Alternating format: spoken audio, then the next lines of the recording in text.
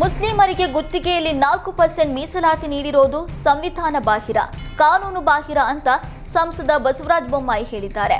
ಧಾರ್ಮಿಕ ಮೀಸಲಾತಿ ಬೇಡ ಅಂತ ಅಂಬೇಡ್ಕರ್ ಹೇಳಿದ್ರು. ಧರ್ಮದ ಆಧಾರದಲ್ಲಿ ಮೀಸಲಾತಿ ನೀಡಿ ಸಮಾಜ ಒಡೆಯೋದಕ್ಕೆ ನೋಡ್ತಾ ಇದ್ದಾರೆ. ಮತ ಬ್ಯಾಂಕ್ ಗಟ್ಟಿ ಮಾಡೋದಕ್ಕೆ ನೋಡ್ತಿದ್ದಾರೆ. ಇನ್ನು ಆರ್ಎಸ್ಎಸ್ ವಿರುದ್ಧ ಸಿದ್ದರಾಮಯ್ಯ ವಾಗ್ದಾಳಿ ನಡೆಸಿದ್ದಕ್ಕೂ ಬೊಮ್ಮಾಯಿ ಆಕ್ರೋಶ ವ್ಯಕ್ತಪಡಿಸಿದ್ದಾರೆ.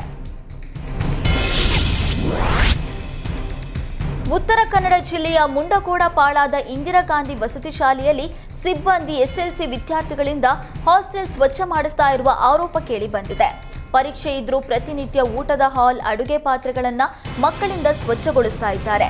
6ರಿಂದ 10ನೇ ತರಗತಿವರೆಗೆ ಒಟ್ಟು 207 ಮಕ್ಕಳಿದ್ದಾರೆ. ಶಿಕ್ಷಣ ಇಲಾಖೆ ಸುತ್ತೋಲೆಯನ್ನ ಗಾಳಿಗೆ ತೂರಿ ಮಕ್ಕಳಿಂದ ಕೆಲಸ ಮಾಡಿಸ್ತಾ ಇದ್ದಾರೆ. ಇನ್ನು ಸಿಸಿ ಕ್ಯಾಮೆರಾದಲ್ಲಿ ದೃಶ್ಯ ದಾಖಲಾಗದಂತೆ ಸಿಸಿ ಕ್ಯಾಮೆರಾದ ವೈರನ್ನು ಸಿಬ್ಬಂದಿ ಕತ್ತರಿಸಿದ್ದಾರೆ ಎಂದು ಆರೋಪಿಸಲಾಗಿದೆ. ಚಿಕ್ಕಮಗಳೂರು ಜಿಲ್ಲೆಯ ಕೊಪ್ಪ ತಾಲೂಕಿನ ಹರಿಹರಪುರದ ತುಂಗಾ ನದಿಯ ತಟದಲ್ಲಿ ಅಕ್ರಮ ಮರಳು ದಂಧೆ ಎಗ್ಗಿಲ್ಲದೆ ನಡೀತಾ ಇದೆ. ಹರಿಹರಪುರದ ತೂಗು ಸೇತುವೆ ಸಮೀಪ ಮರಳು ಶೇಖರಣೆ ಮಾಡಿ ರಾತ್ರಿ ಸಮಯದಲ್ಲಿ ಕಾಡಿನ ದಾರಿಯಲ್ಲಿ ಸಾಗಿಸಲಾಗುತ್ತೆ.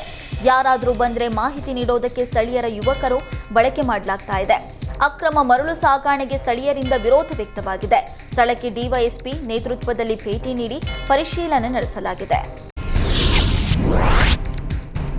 ಮುಸ್ಲಿಮರಿಗೆ ಗುತ್ತಿಗೆಯಲ್ಲಿ 4% ಮೀಸಲಾತಿ ನೀಡಿರೋದು ಸಂವಿಧಾನ ಬಾಹಿರ, ಕಾನೂನು ಬಾಹಿರ ಅಂತ ಸಂಸದ ಬಸವರಾಜ ಬೊಮ್ಮಾಯಿ ಹೇಳಿದ್ದಾರೆ. ಧಾರ್ಮಿಕ ಮೀಸಲಾತಿ ಬೇಡ ಅಂತ ಅಂಬೇಡ್ಕರ್ ಹೇಳಿದ್ರು. ಧರ್ಮದ ಆಧಾರದಲ್ಲಿ ಮೀಸಲಾತಿ ನೀಡಿ ಸಮಾಜ ಒಡೆಯೋದಕ್ಕೆ ನೋಡ್ತಾ ಇದ್ದಾರೆ. ಮತ ಬ್ಯಾಂಕ್ ಗಟ್ಟಿ ಮಾಡೋದಕ್ಕೆ ನೋಡ್ತಿದ್ದಾರೆ. ಇನ್ನು ಆರ್ಎಸ್ಎಸ್ ವಿರುದ್ಧ ಸಿದ್ದರಾಮಯ್ಯ ವಾಗ್ದಾಳಿ ನಡೆಸಿದ್ದಕ್ಕೂ ಬೊಮ್ಮಾಯಿ ಆಕ್ರೋಶ ವ್ಯಕ್ತಪಡಿಸಿದ್ದಾರೆ.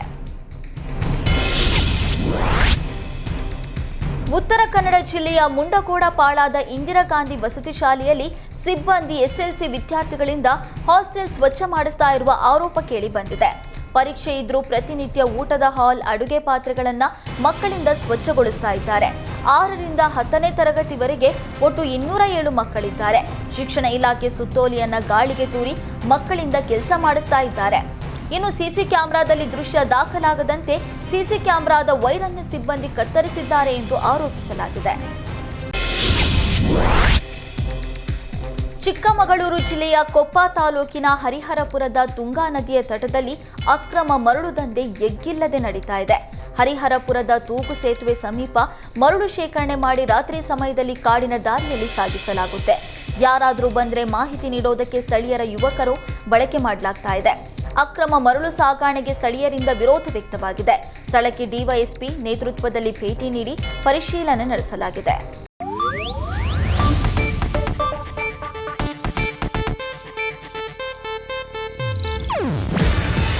ಇದು ಏಷ್ಯಾನೆಟ್ ನ್ಯೂಸ್ ನೆಟ್ವರ್ಕ್ ಪ್ರಸ್ತುತಿ. ನೀವು ನೋಡ್ತಿದ್ದೀರಾ ಏಷ್ಯಾನೆಟ್ ಸುವರ್ಣ ನ್ಯೂಸ್.